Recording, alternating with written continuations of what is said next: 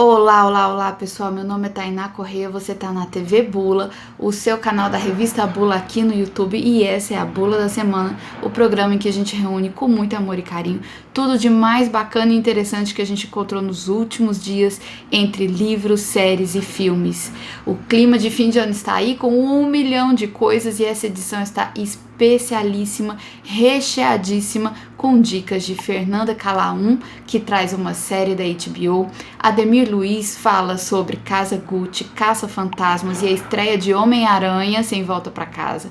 Edson Aran traz uma dica de um livro, também lançamento de HQ, As Aventuras de Sherlock Holmes, e fala sobre o trabalho de Benício. Eu bati um papo com Adão Iturrusgaray, que está lançando um livro, Paris por um Triz. Vamos conversar também sobre a Bienal do Livro do Rio, sobre o Bazar Digital da Todavia, sobre o Clube do Livro e o Alto Amigo Secreto, ambos da editora dublinense. Eu trago para você 2 textos também publicados lá no site, na revista Bula. Um é do Enio Vieira sobre Faroeste na Netflix e o outro é de Fernanda Calaum, que seleciona 8 filmes na Netflix que são candidatos fortíssimos ao Oscar de melhor filme em 2022. Vou te contar sobre o papo que Ademir Luiz bateu com Lorena Vargas sobre medievalismo. Te conto da live que vamos fazer nos próximos dias com a Lara Brenner, professora de língua portuguesa. E é isso, é coisa demais. Fica aí que a vinheta é ultra rápida e a gente já começa o nosso papo.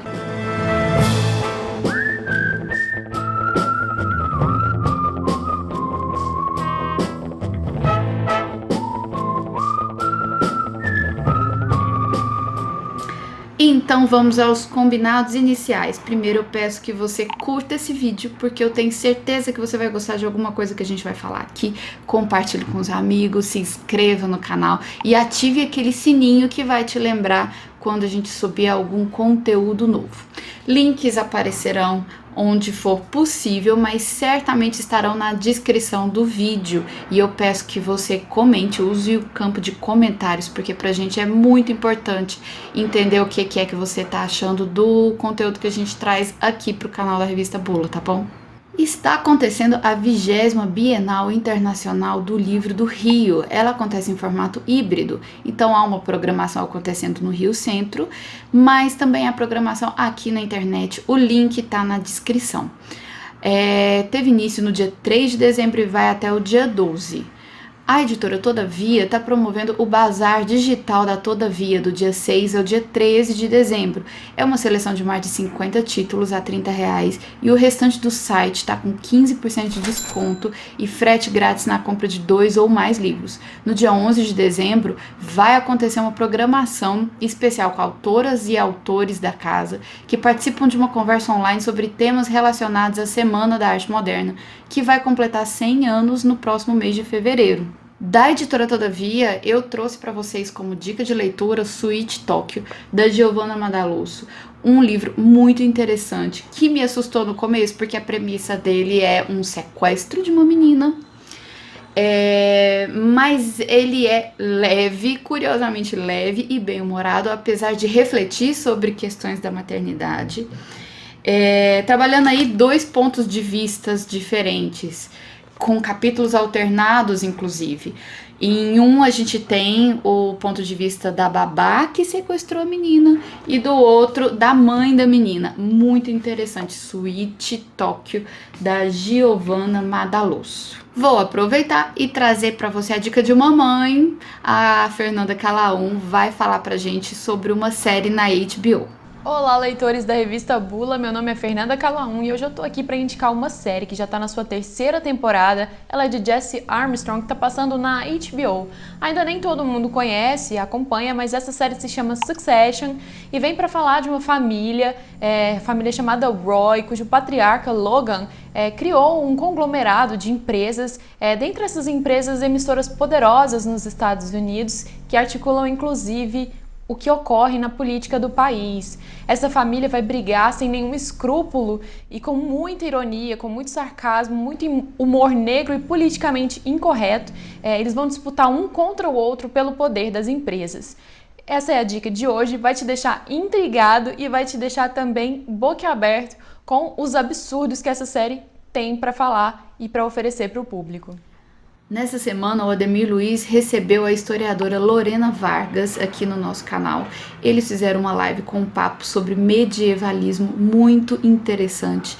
E eu deixo aqui na descrição deste vídeo o link para a live deles, tá bom? Vou chamar então o Ademir Luiz, que vai dar uma dica de cinema. Ele foi assistir Casa Gucci. Ridley Scott é um caso interessante. Ou ele faz uma obra-prima como Blade Runner, que se torna cult e tal, ou ele promete e não cumpre, que é o caso de Prometheus, que é um filme que chega a ofender a inteligência. Com ele, não há meio termo. Ou ele acerta muito, ou erra muito. E está em cartaz seu novo filme, Casa Gucci, sobre a marca, a famosa marca Gucci, né, de artigos de luxo e tudo mais. E então, Casa Gucci é um Blade Runner ou é um Prometheus? Com certeza é um Blade Runner, né? É um filme muito interessante, muito inteligente, muito bem feito, com atuações espetaculares. Lady Gaga, podemos dizer, é de fato uma grande atriz aqui, ela é arrasadora. Adam Driver, uma atuação magnífica, inclusive coloca todas as nuances do personagem dele, que tem um arco dramático bastante rico.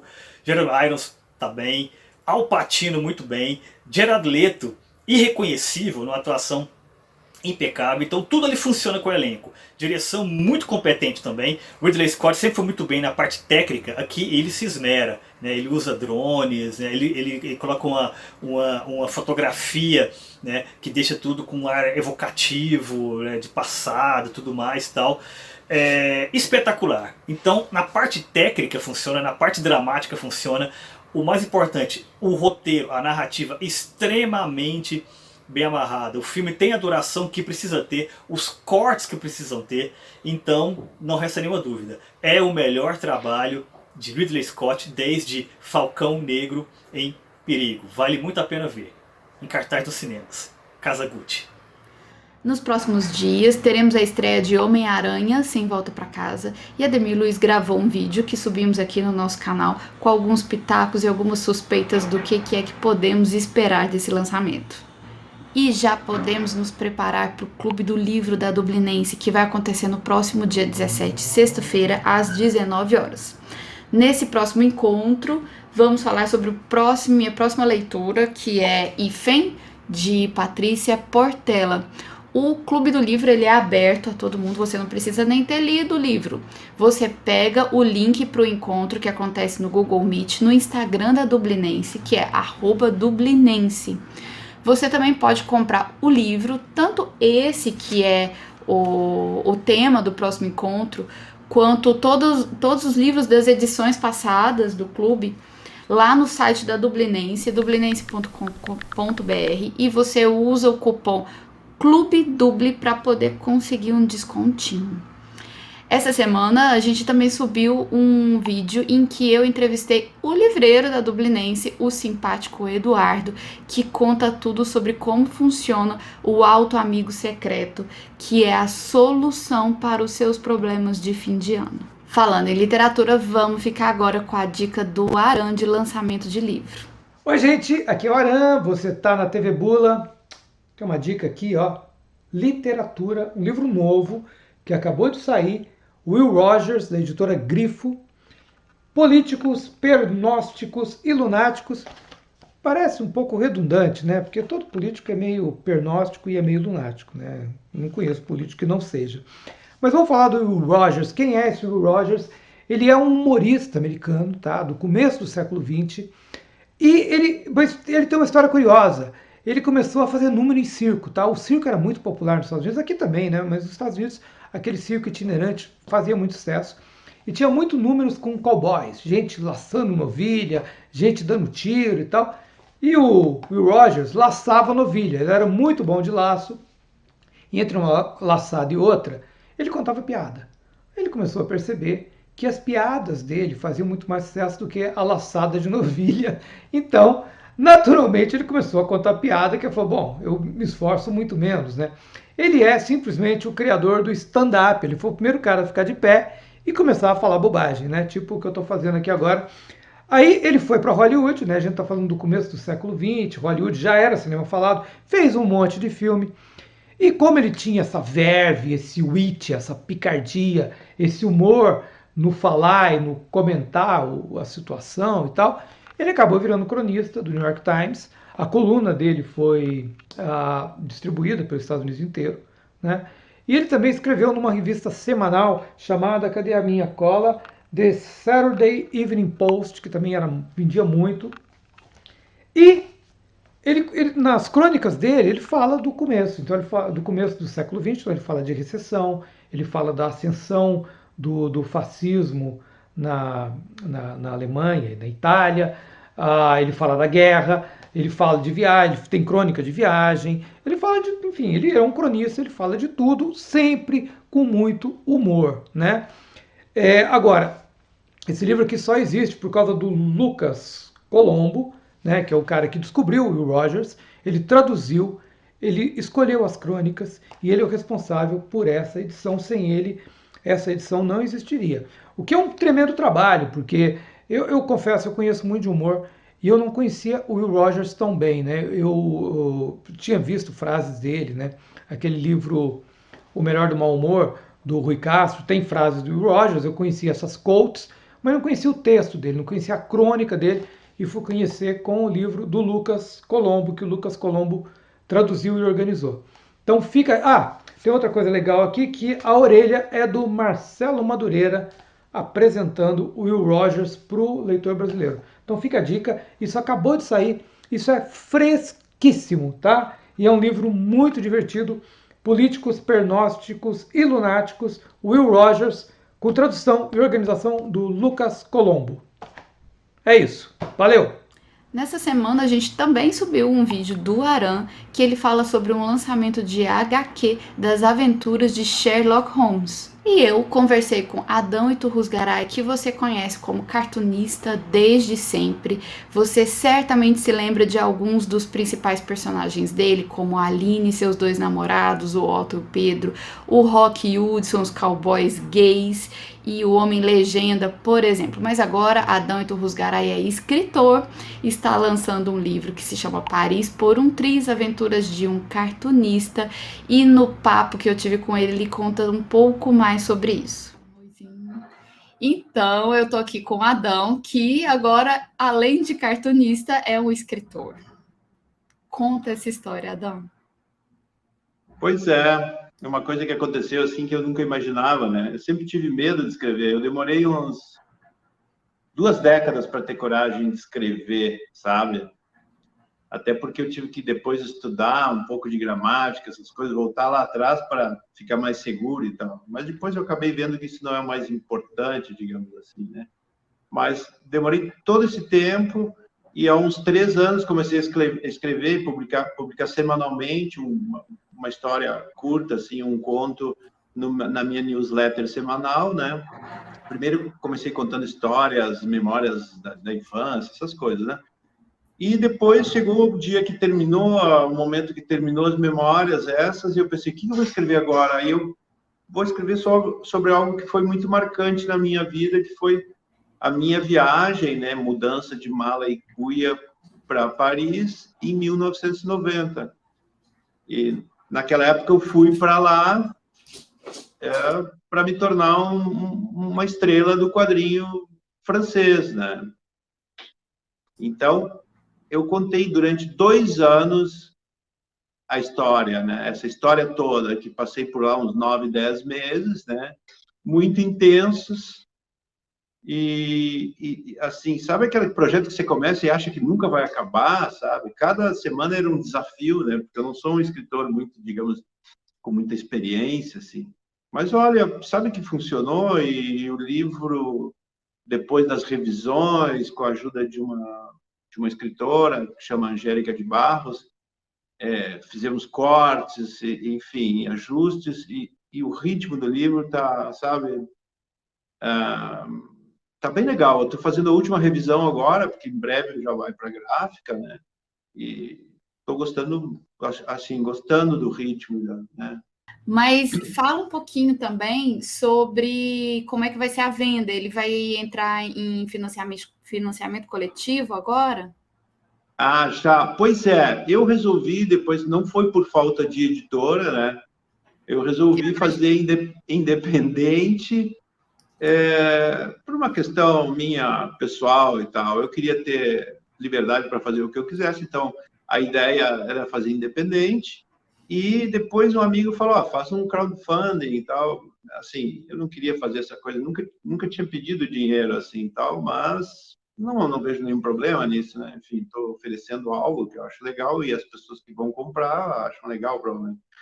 Então, daí eu comecei a fazer há uns 10 dias, uns 15 dias, um crowdfunding no Apoia-se, e eu fiquei surpreso porque em 7 dias eu atingi a primeira meta, né?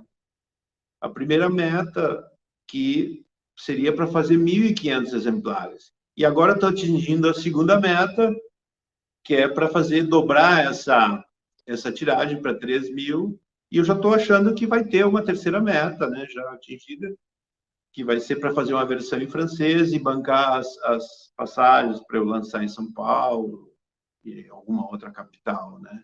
Então, está indo muito bem, já foi tão rápido tudo que o livro vai ser impresso antes, né? E eu tenho que ver com o pessoal da plataforma como é que é para enviar antes, então é possível que as pessoas ganhem as recompensas e o livro antes. E é importante dizer que é um livro independente, crowdfunding, mas eu estou associado à minha editora de quadrinhos, que é a Zarabatana. A Zarabatana está fazendo a parte de editoração, enfim, toda a parte de arte para mandar para a gráfica, e toda a logística vai ficar a cargo da Zarabatana, que é sediada em Campinas, então isso me ajuda muito, né? É independente, mas, porra, eu estou com uma estrutura de uma editora já, que para poder distribuir os livros, vai entrar em pré-venda na Amazon, vai estar em venda na Amazon e talvez uma outra livraria, não sei como funciona isso e tal.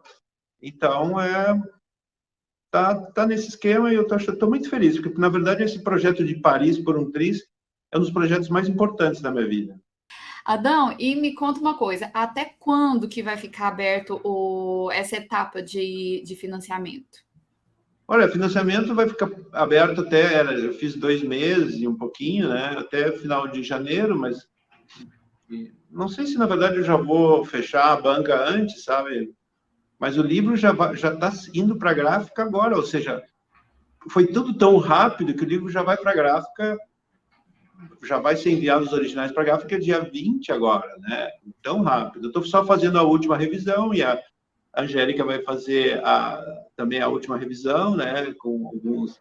Eu nunca sabia disso. O livro é um troço complicado. Se você for revisando, você nunca vai parar de revisar. Você vai passar 70 anos. Não tem fim. Então, ontem eu discutindo com a Angélica, tinha um monte de detalhezinho que eu quero dar. Olha, Dom, por favor. Não dá. A gente nunca vai terminar. Então, só arrumando, né, o que está errado, né? As outras coisas, uma outra repetição besta e tudo, continua assim, sabe? Aí é motivo para segunda edição, vai? Claro. Aí deixa um pouquinho de erro, que aí depois você solta uma segunda edição. Sim. Olha, eu estou muito empolgado com isso. Aliás, eu nunca soube que escrever era uma coisa legal. Sempre achei letrinha, que coisa chata, sabe? Melhor sempre desenhar, né? Sempre gostei de ler, não tem nenhum desenho, nenhum bonequinho e tal, né? Foi que nem com a pintura também, que eu comecei a pintar também, né? Essa pintura, que isso abstrato, picaretagem. Depois eu vi que é legal. Escrever é muito legal. Eu acho que a literatura é uma síntese de todas as artes, né? É muito legal. O texto não é só letrinha, ele é uma coisa viva. É uma coisa viva que pulsa, olha só, que coisa acabou. Lembrando que, nesse momento, o livro do Adão está em etapa de financiamento coletivo no Apoia-se. Eu vou deixar o link aqui na descrição desse vídeo para você poder apoiar e adquirir o livro do Adão Iturruzgaray, Paris por um Triz. E eu quero te indicar a leitura de 2 textos que publicamos nessa semana lá no site da Revista Bula, www.revistabula.com.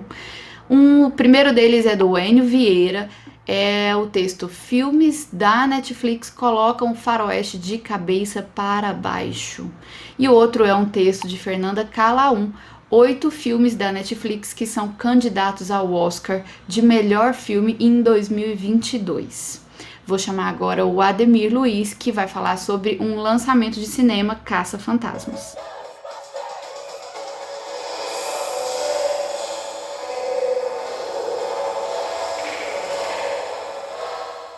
Olá.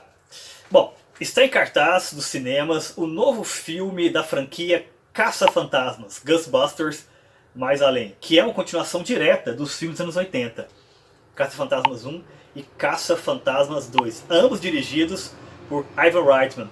O diretor atual é o Jason Reitman, filho do Ivan. O Ivan é produtor, o que explica, né, com certeza, o respeito que tiveram com a franquia original. Diferentemente do filme de 2016, que se passa literalmente em outro universo. Os atores da franquia original até aparecem, né? Mas ali, né, com outros personagens e tal, acabou desagradando os fãs. Aqui não. Aqui o tempo todo nós estamos tendo piscadelas para o público dos filmes clássicos, né? Comentários sobre cenas, sobre conceitos e tal. Algumas pessoas podem até achar assim, gente, mas tá igual. Na verdade, eu interpreto como rimas narrativas. Tudo o que aconteceu foi aproveitado, inclusive o que aconteceu na vida real, como a morte do Harold Ramis, que fez o Egon Spengler e era um dos roteiristas dos filmes originais. Inclusive o filme Ghostbusters Mais Além é uma homenagem a ele, né? No final aparece para Harold. Muito merecido. O público atual vai gostar? Eu acredito que sim, uma aventura divertida, bacana e tal. Precisa ver os anteriores? Eu acho que ajuda, mas não é 100% necessário.